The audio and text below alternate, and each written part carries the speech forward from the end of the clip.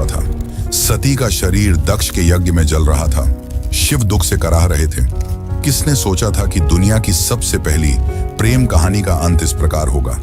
पर क्या करें, नियति का लिखा कोई नहीं टाल सकता, स्वयं भगवान भी नहीं। लेकिन यह अंत नहीं था, यह शुरुआत थी। शुरुआत थी एक अजर अमर प्रेम कहानी की, जो सदियों तक याद की जाने वाली थी। यह शुरुआत थी शिव और पार्वती की, उनके प्रेम कहानी की, एक नए युग की। तो चलिए आज की इस कथा में जानते हैं कि क्या हुआ सती की मृत्यु के बाद और कैसे मिले शिव और पार्वती।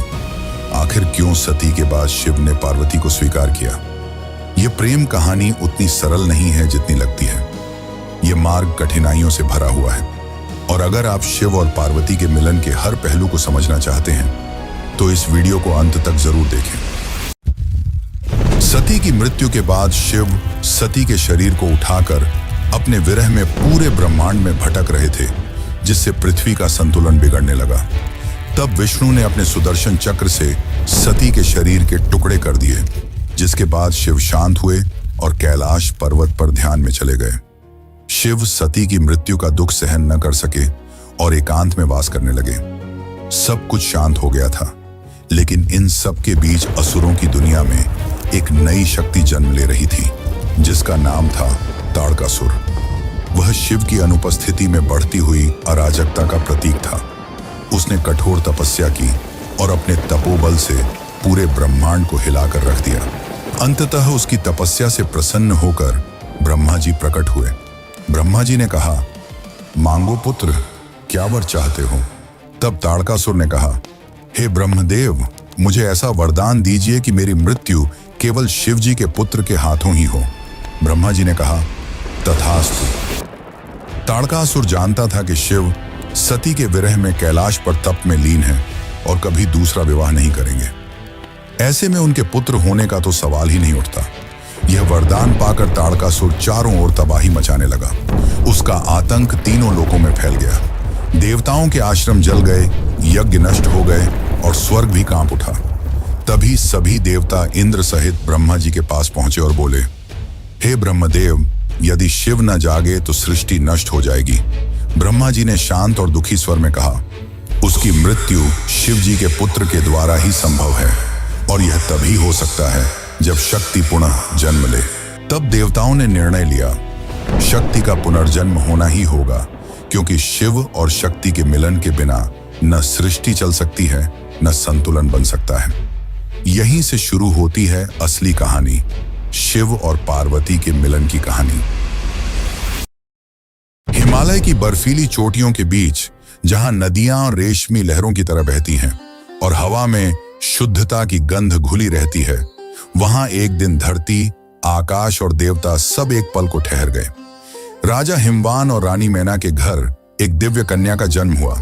जब कन्या ने पहली बार आंखें खोली तो पूरा महल दिव्य आभा से भर गया।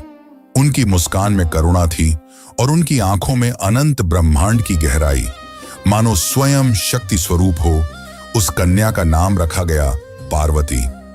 समय के साथ वह कन्या बड़ी होने लगी। उसे बचपन से ही प्रकृति से गहरा लगाव था, फूलों से, जल से, पशु पक्षियों से और उस नीलकंठ देव से, जिनकी कहानियां अक्सर साधु संत गुनगुनाते थे। महादेव का वर्णन करता तब छोटी पार्वती की आंखें चमक उठती। उन्हें न जाने क्यों शिव की हर बात पर अपनापन महसूस होता था, जैसे आत्मा किसी अधूरे गीत को याद कर रही हो।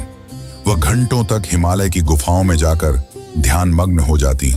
कभी मिट्टी से शिवलिंग बनाती तो कभी फूलों से उनका श्रृंगार करती।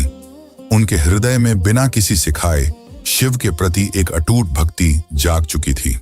जब पार्वती केवल 4 वर्ष की थी, तब महान नारद मुनि उनके परिवार से मिलने आए।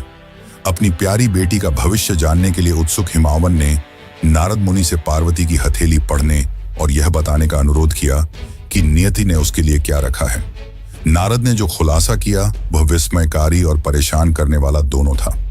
उन्होंने भविष्यवाणी की थी कि पार्वती एक आदर्श महिला बनेंगी, लोगों द्वारा पूजी जाएंगी तथा अनुग्रह और सद्गुण के प्रतीक के रूप में पूजी जाएंगी। हालांकि एक अशुभ भविष्यवाणी थी जिसने हिमावन को बहुत परेशान कर दिया। पार्वती का भावी पति कोई ऐसा व्यक्ति होगा जो परित्यक्त स्थानों पर रहता होगा, अजीब आभूषणों और चिथड़ों में लिपटा होगा। वह शाही कपड़ों से सुशोभित नहीं होगा और उसकी उपस्थिति ही दुनिया के लिए पहचानने योग्य नहीं होगी। यह सुनकर रानी मैना का चेहरा फीका पड़ गया। क्या मेरी बेटी उस त्यागी से विवाह करेगी?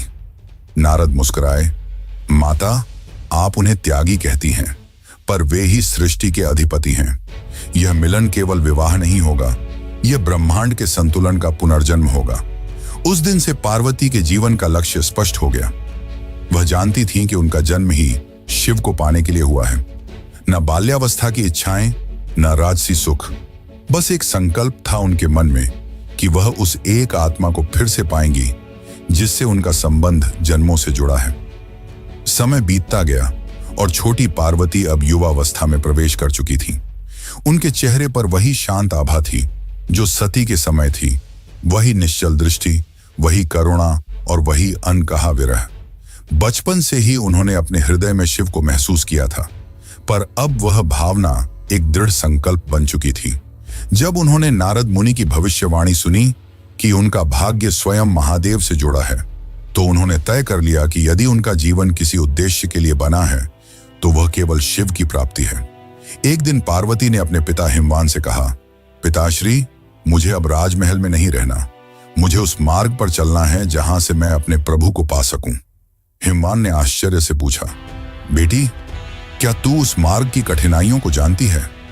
वह मार्ग फूलों से नहीं, अग्नि से भरा है।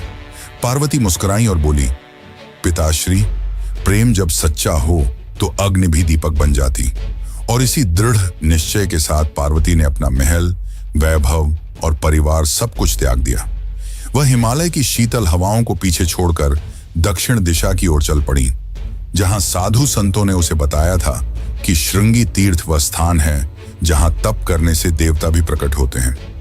पर्वतों के बीच बर्फीली घाटियों में पार्वती ने अपना छोटा सा आश्रम बनाया।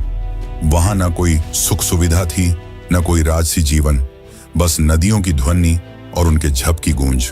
शुरुआत में उन्होंने फल और जल से अपना जीवन चलाया, पर धीरे धीरे उन्होंने हर भौतिक आवश्यकता का त्याग करना प्रारंभ किया। अब वे केवल पत्तों पर निर्भर रहने लगी। दिन के समय वे खुले आकाश के नीचे बैठकर ध्यान करती और रात को पत्थर पर लेटकर शिव का स्मरण करती। उनकी साधना इतनी गहरी थी कि उनके शरीर से प्रकाश निकलने लगा था। ऋषि मुनि जो उन्हें देखने आते कहते कि उनकी तपस्या किसी साधारण मानव की नहीं हो सकती। वर्ष बीतते गए, अब उनका जीवन केवल प्राणवायु पर निर्भर था। ऐसा लगता था मानो स्वयं प्रकृति उनकी साधना में लीन हो गई हो। उनकी आंखें बंद थीं, पर उनके मन में केवल एक नाम था, महादेव। जब पार्वती ने अपनी तपस्या जारी रखी तो दुनिया ताड़कासुर नामक एक भयंकर राक्षस के आतंक से त्रस्त हो गई। उसे हराने के लिए बेताब दिव्य देवताओं ने ब्रह्मा से सलाह मांगी। ब्रह्मा ने उन्हें बताया कि केवल भगवान शिव और पार्वती का पुत्र ही राक्षस को परास्त कर सकता है, लेकिन गहन ध्यान में डूबे शिवजी तक पहुंचना असंभव था। तभी दिव्य देवताओं ने भगवान शिव को उनकी समाधि से जगाने के लिए प्रेम के देवता कामदेव को नियुक्त करने का निर्णय लिया। कामदेव ने अपनी इच्छा के तीरों से सुगंधित फूलों और मधुर संगीत के साथ आकर्षण का माहौल बनाकर भगवान शिव के ध्यान को बाधित करने का प्रयास किया। अपने सर्वोत्तम प्रयासों के बावजूद शिवजी अप्रभावित रहे तथा गहन ध्यान की अवस्था में लीन रहे। निराश होकर कामदेव ने शिवजी पर सीधे तीर चलाने का चरम कदम उठाया, जिससे वह अपनी समाधि से जाग गए। कई वर्षों में पहली बार भगवान शिव ने अपनी आंखें खोली और जैसे ही उन्हें घुसपैठ का एहसास हुआ, उन्होंने उग्र ऊर्जा की चमक में अपनी तीसरी आंख खोली और कामदेव को नष्ट कर दिया। उसी क्षण कामदेव की पत्नी रति भगवान शिव के चरणों में गिर पड़ी और अपने पति के जीवन की भीख मांगने लगी। शिवजी हालांकि कठोर थे, नरम पड़ गए और कामदेव को एक वरदान दिया, वह जीवित रहेंगे लेकिन बिना शरीर के। तब से कामदेव निराकार अस्तित्व में हैं। इन सब के बाद ब्रह्मा, विष्णु और सभी देव कैलाश पहुंचे। ब्रह्मा ने शिवजी से शांत स्वर में कहा, हे महादेव, शक्ति फिर से जन्म ले चुकी है। वही शक्ति जो आपको समर्पित है, वह तप में लीन है और उसका संकल्प पूरे ब्रह्मांड को जला सकता है। केवल आपका स्नेह ही उसकी अग्नि को शांति दे सकता है। शिव ने कुछ पल मौन रहकर उत्तर नहीं दिया, पर उनके भीतर कुछ हिल चुका था। हजारों वर्षों की समाधि में पहली बार उन्होंने अपने हृदय में उस कंपन को महसूस किया, वही जो कभी सती के नाम से गूंजता था। अब समय आ गया था शिव और पार्वती के मिलन का, पर यह इतना भी आसान नहीं था। अब पार्वती को अपना प्रेम साबित करना था। तो चलिए अब जानते हैं कि क्या हुआ जब शिवजी उनके सामने गए और कुछ ऐसा पूछा जिसने पार्वती को भी चकित कर दिया। लेकिन उससे पहले अगर आपको वीडियो अच्छी लग रही है तो इसे लाइक करके कमेंट में हर हर महादेव जरूर लिखें। श्रृंगी तीर्थ की गहरी घाटियों में जहां पार्वती अब भी तप में लीन थी, शिव अब जाग चुके थे। पर क्या वे पार्वती को तुरंत स्वीकार करेंगे?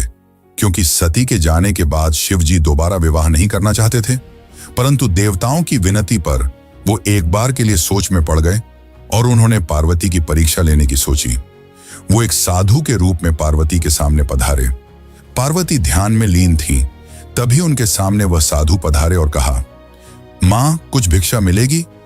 पार्वती ने अपनी आंखें खोली और करुणा भरी स्वर में कहा, मुनिवर, जो भी मेरे पास है वह आपका ही है।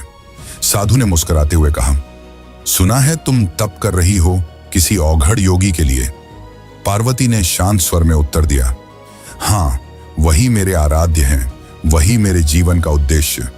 साधु हंस पड़े और कहा, अरे कन्या, तुम इतनी सुंदर, इतनी शालीन और उस योगी के लिए तप कर रही हो जो श्मशान में रहता है, जो भस्म रमाता है, जो सांपों को गले में डालता है, जो धन, वैभव और सुख से दूर भागता है।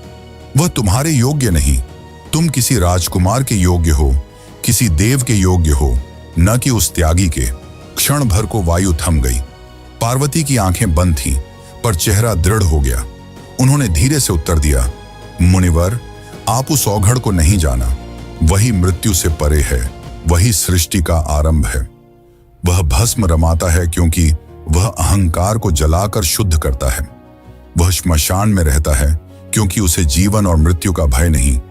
वही योगी, वही त्यागी मेरा सर्वस्व है। संसार उसे त्यागा हुआ कहता है, पर मैं उसे सृष्टि का धड़कता हृदय मानती हूं। मुनिवर हंस पड़े और कहा कि अगर उसने तुम्हें स्वीकार नहीं किया तो?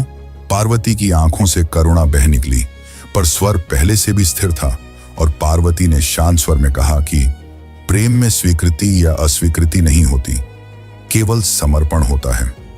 मैं उन्हें पाने के लिए नहीं, उन्हें महसूस करने के लिए जन्मी हूं।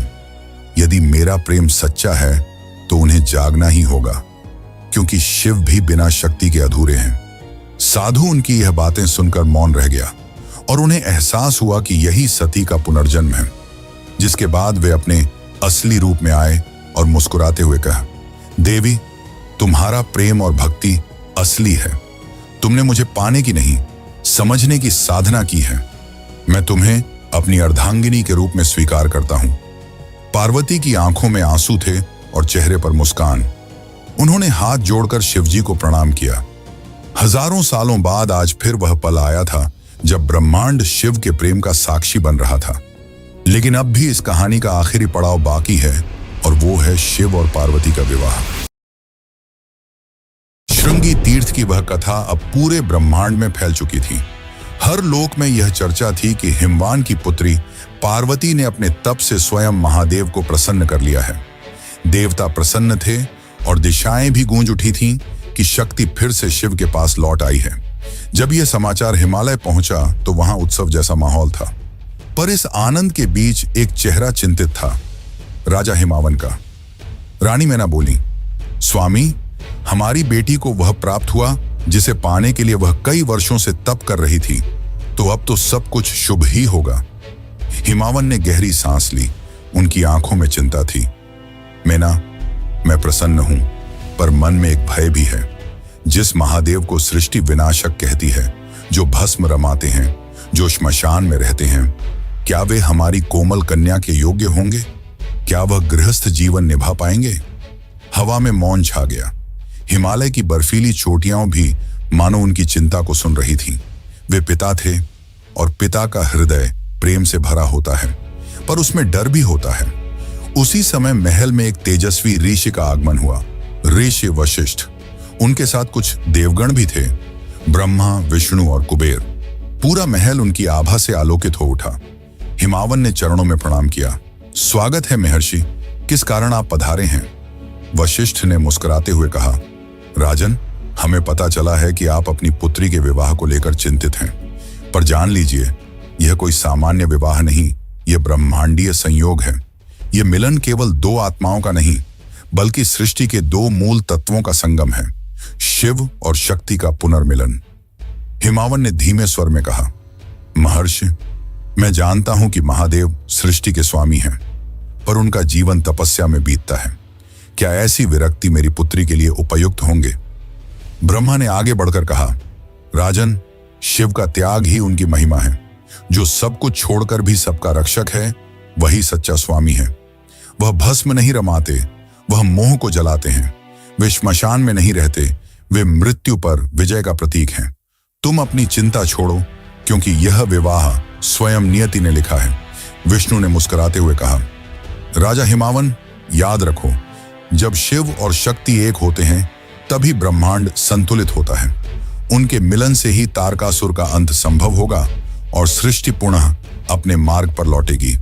कुबेर ने आगे कहा, और यदि तुम्हें चिंता है कि तुम्हारी पुत्री किसी निर्धन से विवाह कर रही है, तो जान लो, शिव ही मेरे स्वामी हैं, जिनके नाम से संपत्ति का अर्थ भी पवित्र हो जाता है। वे त्याग में भी संपूर्ण हैं और तप में भी राजसी। जब वे चाहें तो समस्त ब्रह्मांड उनके चरणों में रख सकता हूं। राजा हिमावन मौन खड़े रहे। उनकी आंखों में अब भय नहीं, श्रद्धा थी। उन्होंने धीरे से कहा, तो यह निश्चय है, यह विवाह केवल मेरी पुत्री का नहीं, सृष्टि की स्थिरता का है। वशिष्ठ ने सिर झुकाकर कहा, बिल्कुल, और इस विवाह का शुभ मुहूर्त भी तय हो चुका है। जिस दिन रोहिणी नक्षत्र और बुध एक साथ मिलेंगे, उसी दिन यह ब्रह्मांडीय युगल एक होगा। उस दिन को देवता भी पावन मानेंगे और वही दिन महाविवाह के रूप में सृष्टि में अंकित रहेगा। अब चालू होने वाला है शिव और पार्वती का विवाह, पर उससे पहले शिव जी अपनी बारात लेकर आएंगे और उनकी बारात को देखकर जो हुआ उसे जानकर आप भी चौंक जाएंगे। तो चलिए अब जानते हैं आगे की कथा। लेकिन उससे पहले अगर आपको वीडियो अच्छी लग रही है तो इसे अपने मित्रों और रिश्तेदारों को भी जरूर शेयर करें। विवाह की तिथि निश्चित हो चुकी थी। शिव जो सदियों से मौन थे, अब अपने विवाह की तैयारी में थे, पर यह तैयारी संसार जैसी नहीं थी। महादेव ने अपनी जटाओं से गंगा को प्रवाहित किया, अपने शरीर पर भस्म रमाई और नागों को गले में धारण किया। उनके माथे पर त्रिपुंड भभूति चमक रही थी।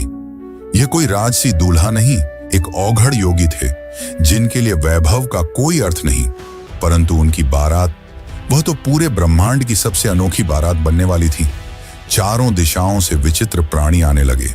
कोई भूत था, कोई प्रेत, कोई योगी, कोई सिद्ध, कोई नग्न था, कोई राख से ढका, कोई डमरू बजा रहा था तो कोई चिल्ला रहा था, हर हर महादेव। गंधर्वों के गीतों में अघोरियों के नृत्य घुल गए थे। शंख, डमरू, मृदंग और तांडव की ध्वनियां मिलकर एक अकल्पनीय लय बना रही थी। स्वयं विष्णु और ब्रह्मा बारात में सम्मिलित हुए। यह एक ऐसी बारात थी जिसमें देवता भी थे और दानव भी, क्योंकि शिव सबके हैं, किसी वर्ग के नहीं। बारात जब हिमालय की ओर चली तो आकाश रंगों से भर गया। पुष्पों की वर्षा हो रही थी, पर्वत झूम रहे थे और चारों ओर केवल एक ही नाम, बोलो बम बम भोले। लेकिन जैसे ही यह अनोखी बारात हिमावन के महल के समीप पहुंची, वहां का दृश्य कुछ और था। महल में मंगल गीत गूंज रहे थे, स्त्रियां आरती की थाल सजाए खड़ी थीं। पर जब उन्होंने शिव की बारात देखी, उनके चेहरों से रंग उड़ गए। भस्म रमाए भूत, कंकालों की माला पहने प्रेत और विचित्र रूपों वाले योगी, यह दृश्य भयावह था। मैना देवी का चेहरा पीला पड़ गया। उन्होंने घबराकर कहा, स्वामी हिमावन, यह कैसी बारात है? क्या यही वह वर है जिसके लिए हमारी पुत्री ने तप किया? रानी मैना की आंखों में भय था। उन्हें लगा यह कोई विवाह नहीं, कोई प्रलय आने वाला है। वह कांपते स्वर में बोली, मैं अपनी बेटी को ऐसे वर के हाथों नहीं सौंप सकती। ये तो देव नहीं, मृत्यु का रूप है। पार्वती शांत थी, उनके चेहरे पर एक गहरी मुस्कान थी। वे आगे बढ़ी और अपनी मां के हाथ पकड़ते हुए बोली, माता, आप उन्हें उनके रूप से मत आंकिए। भस्म उनकी साधना है, श्मशान उनका ध्यान स्थल। वह किसी को डराने नहीं आए, वह स्वयं मृत्यु को भी जीवन देना जानते हैं। यही मेरे प्रभु हैं, सरल परंतु अनंत। उनकी वाणी में ऐसी शांति थी कि मेना के मन का भय पिघलने लगा। तभी पार्वती ने धीरे से कैलाश की दिशा में देखा और विनम्रता से कहा, प्रभु, आपकी बारात तो दिव्यता से भरी है, परंतु मेरी माता का हृदय भय से कांप रहा है।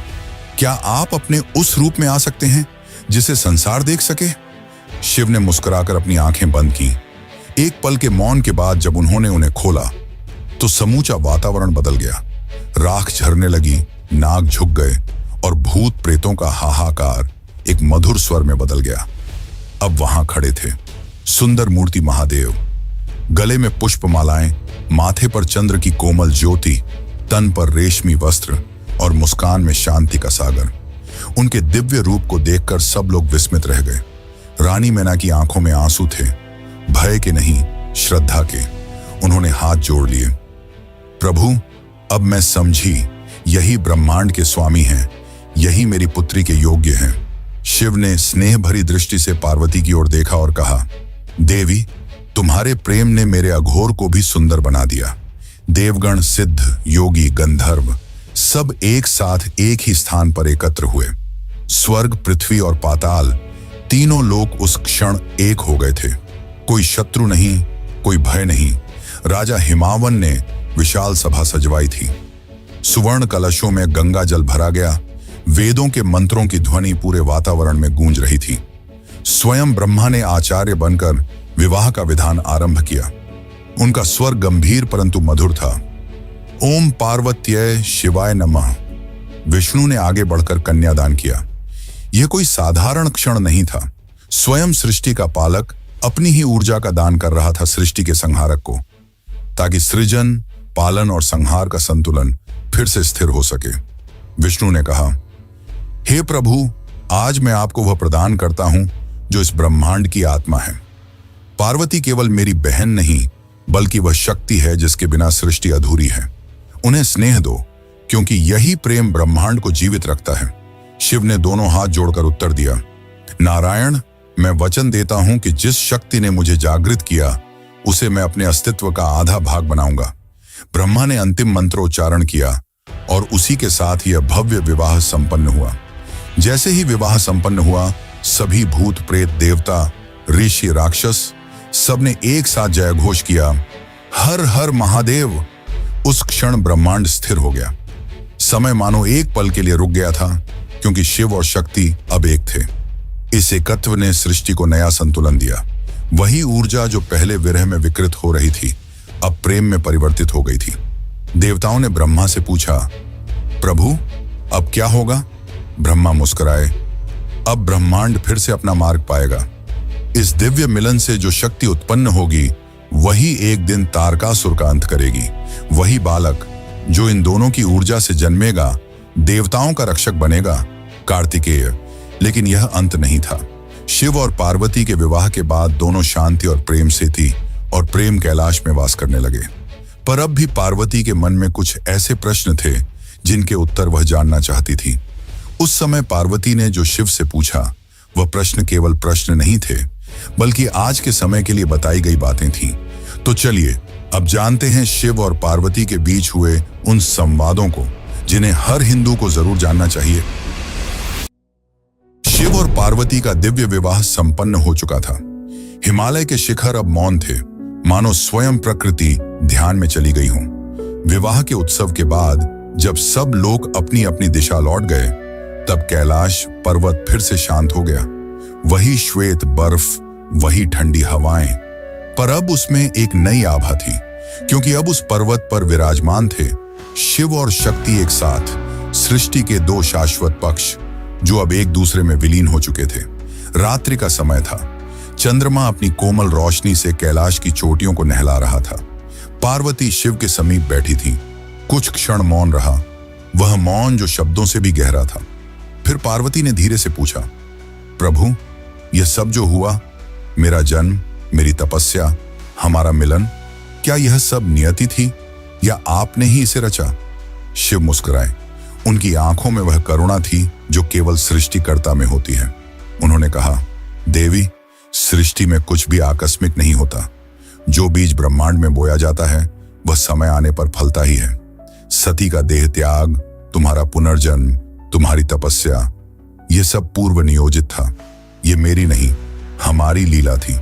क्योंकि शक्ति के बिना शिव निस्तेज हैं और शिव के बिना शक्ति दिशाहीन। पार्वती ने विस्मय से देखा, तो क्या यह सब ब्रह्मांड की योजना थी? शिव बोले, हाँ, क्योंकि सृष्टि का चक्र तभी चलता है जब प्रेम और ज्ञान साथ हो। तुम प्रेम की ज्योति हो और मैं ज्ञान का शून्य। जब प्रेम ज्ञान से मिलता है तभी सृष्टि उत्पन्न होती है। यही रहस्य ब्रह्मांड का हृदय है। वह उठे और आकाश की ओर देखते हुए बोले, देखो देवी, ये तारे, ये ग्रह, ये तत्व सब एक ही ऊर्जा से बने हैं जो शक्ति है, पर उन्हें संचालित करने वाला जो मौन है वह शिव है। दोनों के बिना कोई अस्तित्व नहीं। जो इसे समझ लेता है वही मुक्त होता है। पार्वती ने विनम्रता से कहा, प्रभु, तो क्या यही कारण है कि आप मृत्यु में निवास करते हैं और मैं जीवन में? शिव ने धीरे से मुस्कुराते हुए उत्तर दिया, हाँ, क्योंकि मृत्यु और जीवन दो नहीं हैं, एक ही सत्य के दो रूप हैं। एक अंत का अनुभव करता है, दूसरा आरंभ का। और जब यह समझ आ जाती है कि दोनों एक ही हैं, तभी मोक्ष होता है। शिव ने पार्वती की ओर देखा और कहा, देवी, यही ज्ञान एक दिन मनुष्यों को मिलेगा। जब मन की लहरें शांत होंगी तब आत्मा यह सत्य देखेगी कि बाहर कुछ नहीं, सब भीतर ही है। यही विज्ञान भैरव तंत्र का बीज है जो एक दिन संसार को बताएगा कि ध्यान, प्रेम और शून्यता सब एक ही द्वार की ओर ले जाते हैं। पार्वती की आंखों में आंसू थे, पर वे आंसू आनंद के थे। उन्होंने कहा, प्रभु, मैं चाहती हूं कि यह ज्ञान केवल देवताओं तक सीमित न रहे, यह हर जीव तक पहुंचे, ताकि मनुष्य जान सके कि प्रेम ही परम सत्य है। शिव ने उत्तर दिया, और वही होगा देवी। मैं यह ज्ञान तुम्हारे माध्यम से प्रकट करूंगा। जब तुम प्रश्न करोगी मैं उत्तर दूंगा, और उन्हीं प्रश्नों से जन्म लेंगे शिव सूत्र, जो सृष्टि के सबसे गूढ़ रहस्यों का मार्गदर्शन बनेंगे। उस रात शिव और पार्वती के बीच का संवाद केवल दो आत्माओं के बीच नहीं था, वह संवाद था ब्रह्मांड और उसकी चेतना के बीच। वह रात्रि कभी समाप्त नहीं हुई, क्योंकि उसके शब्द आज भी गूंजते हैं, मंदिरों के घंटों में, ऋषियों की ध्यानस्थता में, और हर उस हृदय में जो सच्चे प्रेम और ज्ञान की खोज में है। और तभी आकाश में एक आहट हुई। मंद स्वर में वही मंत्र गूंजा जो ब्रह्मांड का शाश्वत सत्य है, शिवोहम शक्ति रश्मि। मैं ही शिव हूं और मैं ही शक्ति हूं।